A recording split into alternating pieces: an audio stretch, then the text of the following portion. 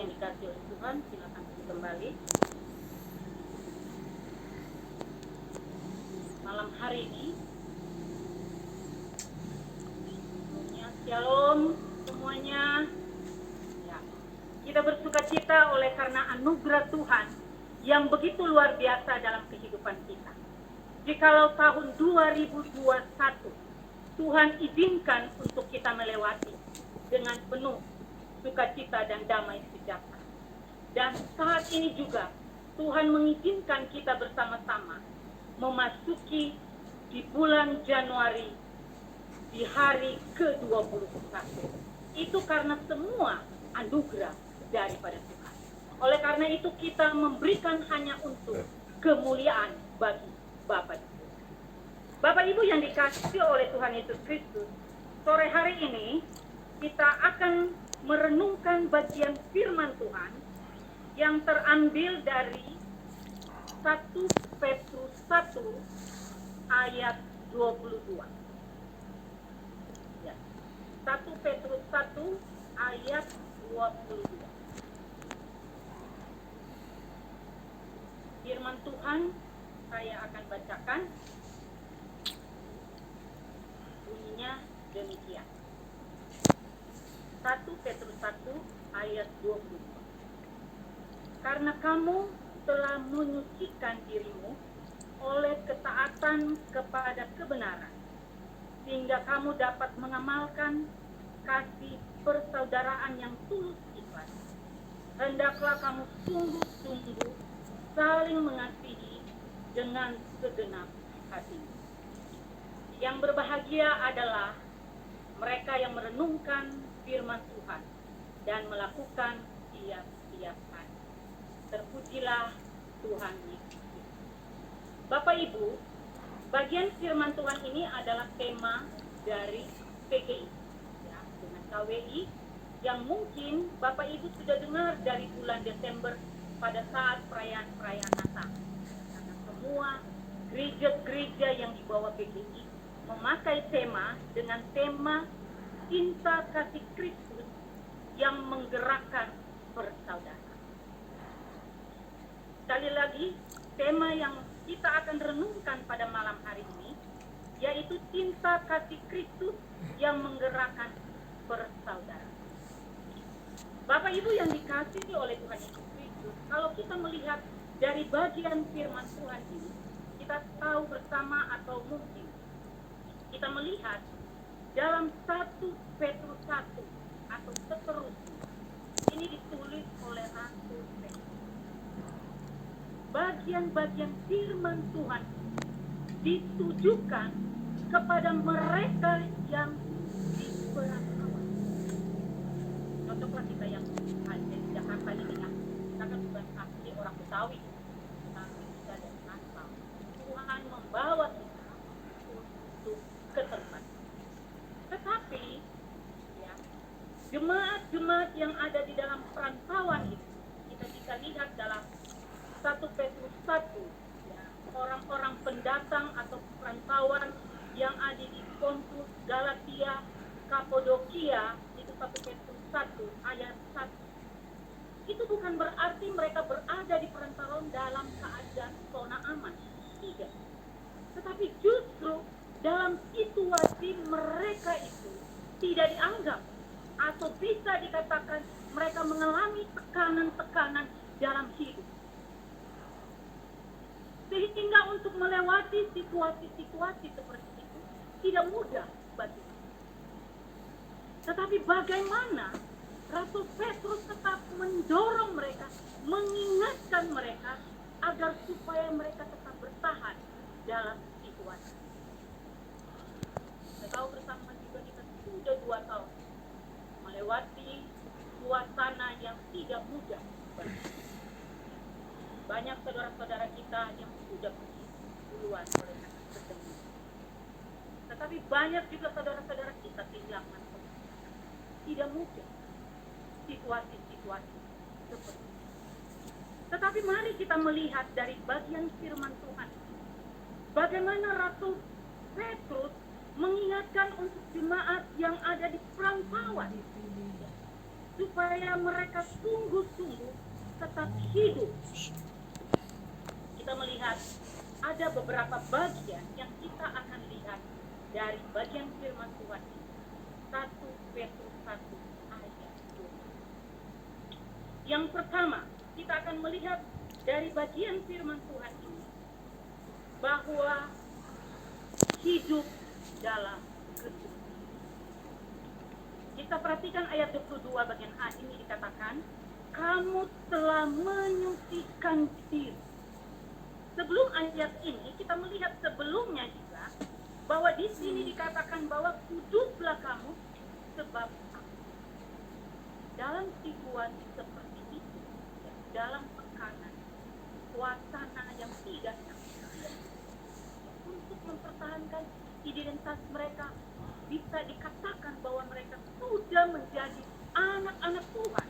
Bagaimana mereka harus mempertahankan hidup mereka supaya mereka hidup tetap dalam kudus. Orang lain bisa tidak. Apakah tidak timbul dalam hatinya membenci? Atau apakah tidak timbul dalam kehidupan mereka pertengkaran oleh karena suasana yang tidak? Tetapi Rasul Petrus mengingatkan kepada mereka supaya mereka mengingat bahwa mereka sudah ditebus oleh Tuhan, bukan barang yang fana, tetapi mereka sudah ditebus dengan darah Kristus yang mahal, sehingga kehidupan mereka yang lama sudah berlalu, tetapi kehidupan mereka sekarang adalah mereka sudah disucikan, sehingga mereka harus menghargai penyucian, pengampunan dosa yang Tuhan berikan. Mereka harus bertahan, tidak terpengaruh dengan suasana yang tidak nyaman. Mereka datang dalam Tuhan, tidak mudah untuk mempertahankan kehidupan. Bisa aja mereka untuk mementingkan diri mereka sendiri, supaya mereka lepas dari tekanan-tekanan yang ada dalam situasi. Bisa saja mereka hidup bisa kompromi di dalam Tuhan. Bisa saja. Tetapi Petrus tidak menginginkan jemaat itu mengalami seperti itu, memiliki kebencian, memiliki iri hati, atau dan seterusnya dalam kehidupan. Tetapi Petrus menginginkan mereka menunjukkan bahwa mereka adalah jemaat yang sudah ditebus oleh Tuhan, yang sudah diuji. Kehidupan itulah yang harus mereka pertahankan. Mereka harus tunjukkan dalam kehidupan mereka, gaya hidup mereka, untuk hidup sungguh mengandalkan Tuhan. Itu yang pertama. Untuk kita, bagaimana kita bisa menjadi orang yang dapat mengamalkan tentang Yesus Kristus, cinta kasih Kristus yang dapat menggerakkan bersaudara. Kemudian yang kedua, kita melihat dari bagian firman Tuhan. Dikatakan di sini, ketaatan kepada kebenaran. Ketaatan kepada kebenaran. Bukan hanya sampai kita mempertahankan bahwa saya ini orang yang sudah dikuduskan oleh Tuhan. Bukan hanya itu. Tetapi ada ketaatan yang harus dilakukan. Siapa itu kebenaran bagian ini? Di sini bisa dibandingkan dalam Yohanes pasal 14 ayat. Firman Tuhan bunyinya demikian. Akulah jalan dan kebenaran dan hidup. Tidak ada seorang pun yang datang kepada Bapa kalau tidak melalui aku. Kebenaran ini adalah Tuhan Yesus. Mereka harus taat kepada Bapa di surga. Mereka harus taat melakukan apa yang diinginkan oleh Tuhan Yesus yang sudah menyucikan mereka. Mereka harus melakukan apa yang diinginkan. Karena kalau tidak mereka melakukan sesuai dengan apa yang dikatakan oleh Tuhan Yesus, kebenaran itu. Saya katakan benar, belum tentu orang lain katakan benar. Ya. Orang lain katakan benar, belum tentu saya katakan benar. Nah, kalau demikian bisa terjadi perselisihan, pertengkaran satu dengan yang lain oleh karena tidak. Oleh karena itu, Petrus menginginkan mereka supaya mereka berpusat kepada Kristus. Itulah kebenaran, akulah jalan kebenaran. Kepada Kristus, sehingga itu dipadukan menjadi satu, sehingga tidak ada perbedaan satu. Pada saat mereka di dalam zona kenyamanan. Bapak Ibu yang dikasihi oleh Tuhan Yesus Kristus, Tuhan Yesus dalam bagian firman Tuhan ini dikatakan bahwa akulah jalan kebenaran. Ini sangat mengajarkan kepada jemaat yang ada di sana untuk memberikan kepada mereka suatu kepastian, ya, suatu kepastian dan tidak diragukan lagi bahwa hanya kebenaran itu, itulah Tuhan Yesus yang dapat mempersatukan. Dan kita melihat bahwa mereka juga harus tahu dengan kematian Yesus Kristus di kayu salib, ya, itu membuat mereka menyadari bahwa mereka hidup oleh ya. Kelahiran dan kematian Yesus Kristus itu satu benang merah yang tidak bisa dipisahkan. Tanpa kelahiran Tuhan Yesus tidak ada kematian. Oleh karena itu peristiwa yang sangat penting yang tidak bisa kita pisahkan. Maka kita merayakan Natal pada hari ini oleh karena Yesus telah mati. Tetapi tidak berhenti di situ. Dalam iring perjalanan juga oleh karena Tuhan Yesus mengasihi, karena begitu besar akan kasih Allah akan dunia. Tuhan ketiga ya. Dia mengerjakan anaknya yang tunggal. Siapa kita sebenarnya? Kita adalah orang berdosa yang sebenarnya tidak layak. Ya. Tetapi karena kematian Yesus Kristus di kayu salib, maka kita menjadi layak. Kita sama menjadi layak. Itulah sebabnya Petrus mengatakan kepada jemaat yang ada di rantau tadi, supaya mereka taat kepada Tuhan, taat pada kebenaran, karena Dialah jalan kebenaran itu. Apa yang dikatakan oleh Tuhan. Nah, bagaimana dengan kita?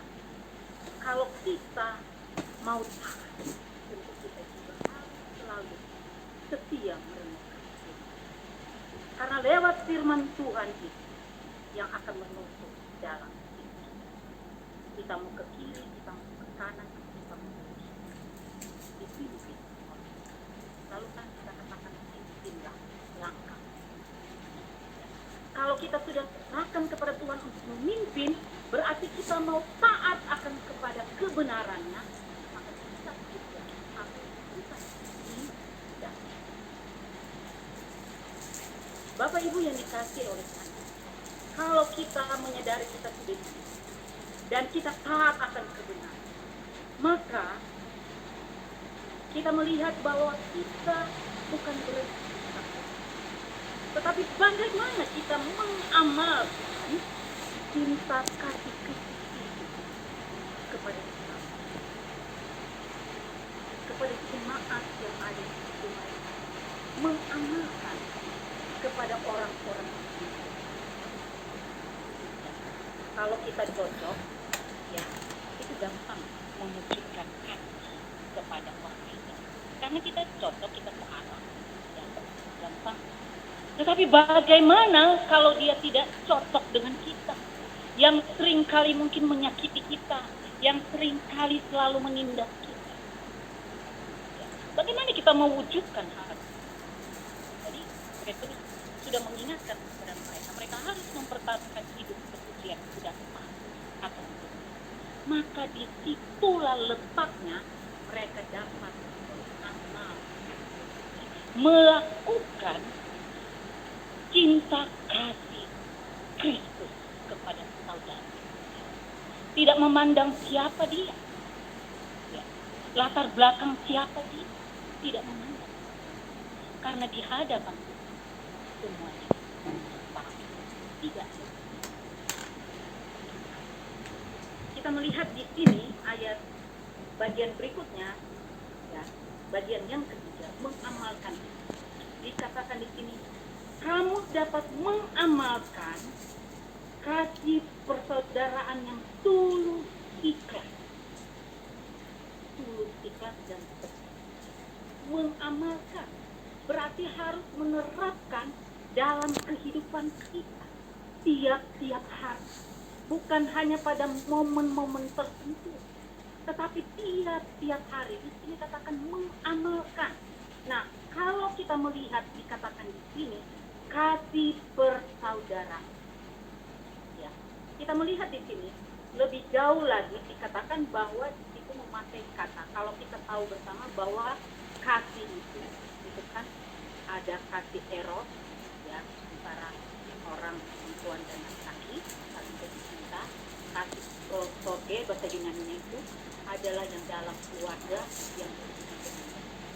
Sedangkan filia atau philadelphia itu adalah saudara kita semua. Tetapi untuk menerapkan itu, kalau saya tidak ada, saya baik. Tetapi kalau dia tidak ada hubungan dengan saya tidak. Maka di sini Petrus mengingatkan mereka bahwa mereka harus memakai dengan kasih, ya kan dikatakan di sini ikhlas, tulus, sungguh-sungguh.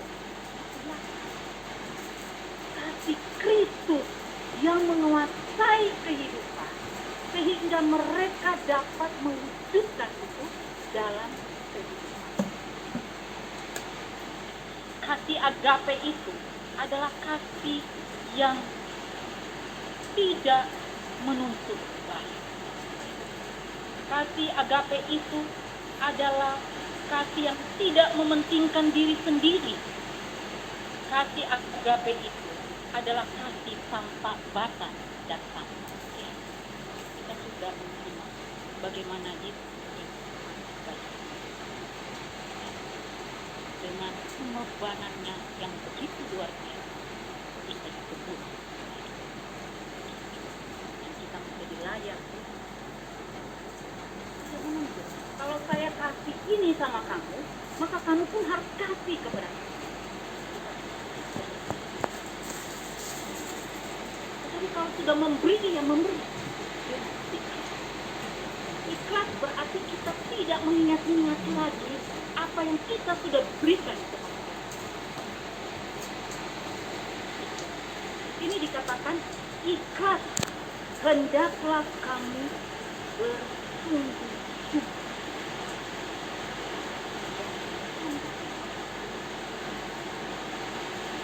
Kita mampu melakukan ini dengan kita memiliki kasih agama. Maka kita mampu untuk mengamalkan, melakukan dalam kehidupan. Jadi kasih yang ikhlas dan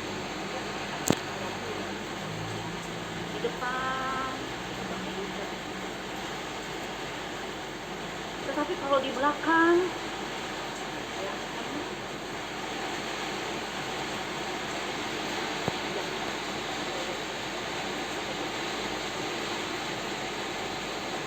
menggerakkan hati Kristus untuk saudara.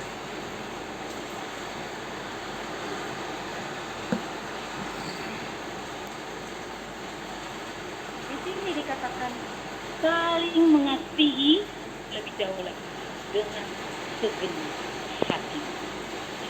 Dengan segenap hati. Kalau dikatakan dengan segenap hatimu, Berarti kalau kita mengasihi diri kita, ya, kita pun mengasihi orang lain.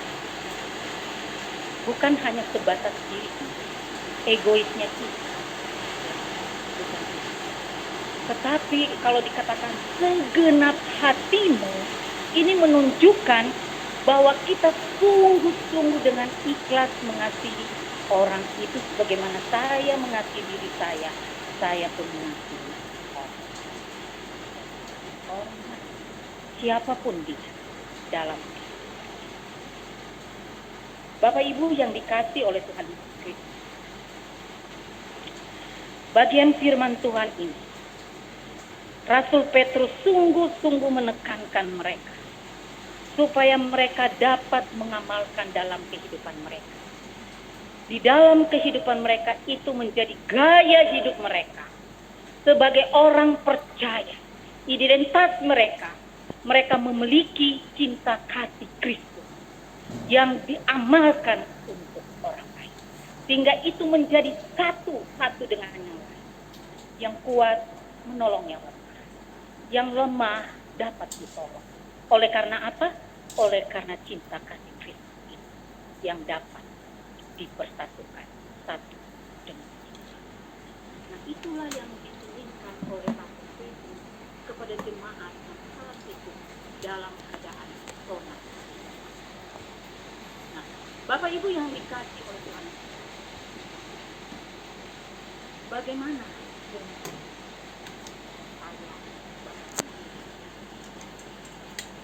dalam situasi saat pada tahun yang kedua tidak mudah. Mampukah kita mewujudkan itu? Apalagi kita yang ada di rantau, yang ada di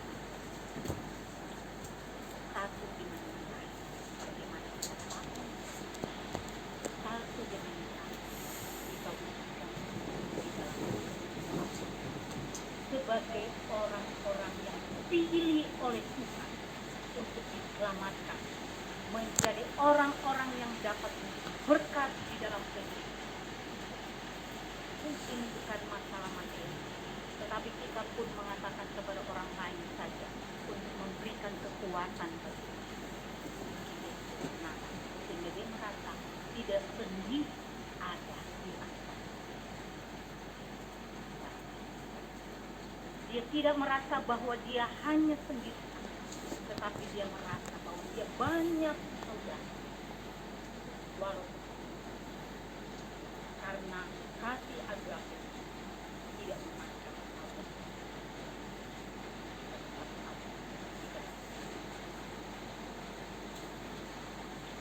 Bapak Ibu yang dikasihi oleh Tuhan, kita menjadi berkat dimanapun kita berada.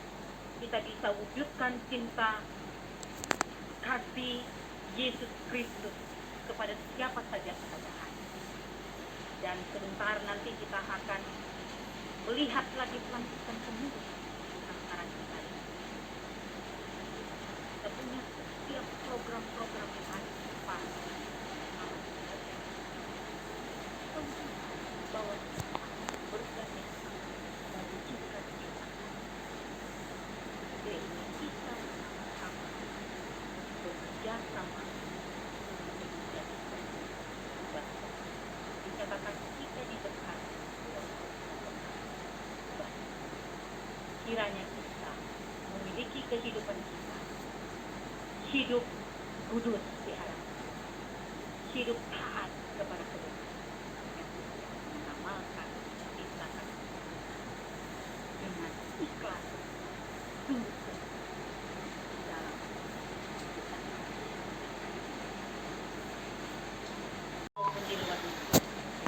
kiranya apa yang Tuhan sudah beri, Tuhan memampukan para pengurus nanti dalam menjalankan setiap program-program yang nanti akan memajukan secara khusus untuk daerah kami yang tercinta. Itulah Kendari. Tuhan Yesus menolong. Berikanlah kami semua sebagai pengurus di bawah pakar, sehati, sepikir, dan sama-sama bergandeng tangan. Bagaimana dengan firman Tuhan yang kami sudah dengar, yaitu kami satu dengan yang lain mengerjakan itu dengan cinta kasih Kristus, sehingga kami semakin kuat untuk menjalankan apa yang Tuhan percayakan. Terima kasih Tuhan. Kami juga masih berdoa untuk pemimpin kami secara khusus yang ada di Minahasa. Tuhan memberkati bupati kami, Tuhan memberkati wakil bupati, maupun untuk setiap aparat pemerintah yang ada di daerah Kendal, Minahasa. Tuhan juga memberkati, memampukan mereka menjalankan tugas dan tanggung jawab yang Tuhan berikan. Terima kasih Tuhan Yesus untuk kasih setia Tuhan yang begitu luar biasa di dalam kehidupan kami. Kami sungguh bersyukur dan berterima kasih untuk apa yang Tuhan sudah buat di dalam kehidupan kami. Yang ada di dalam ruangan ini, yang hadir pada malam hari ini, dalam rumah tangga masing-masing kami, kiranya berkat Allah tercurah dalam kehidupan keluarga demi keluarga kami, yang setiap kami yang ada di ruangan ini maupun lewat Zoom. Tuhan memberkati dengan berkelimpahan dalam kehidupan. Terima kasih Tuhan Yesus. Kami tunggu mengakhiri doa syafaat kami, sebagaimana Tuhan sudah mengajarkan kami berdoa. Bapa kami yang di surga, dikuduskanlah namamu, datanglah kerajaanmu, jadilah kehendak-mu di bumi seperti di surga. Berikanlah kami pada hari ini makanan kami yang secukupnya, dan ampunilah kami akan kesalahan kami, seperti kami juga mengampuni orang yang bersalah kepada kami. Dan janganlah membawa kami ke dalam pencobaan, tetapi lepaskan kami daripada yang jahat. Karena Engkau yang mempunyai kerajaan dan kuasa dan kemuliaan sampai selama-lamanya. Amin. Bapa Tuhan Yesus Kristus, mari kita bangkit berdiri. Arahkanlah hatimu kepada Tuhan dan terimalah berkat Tuhan. Rahmat dan pengasihan Allah Bapa kita, kasih karunia Tuhan Yesus Kristus, dan persekutuan Roh Kudus menyertai kamu sekalian dari saat ini sampai lama.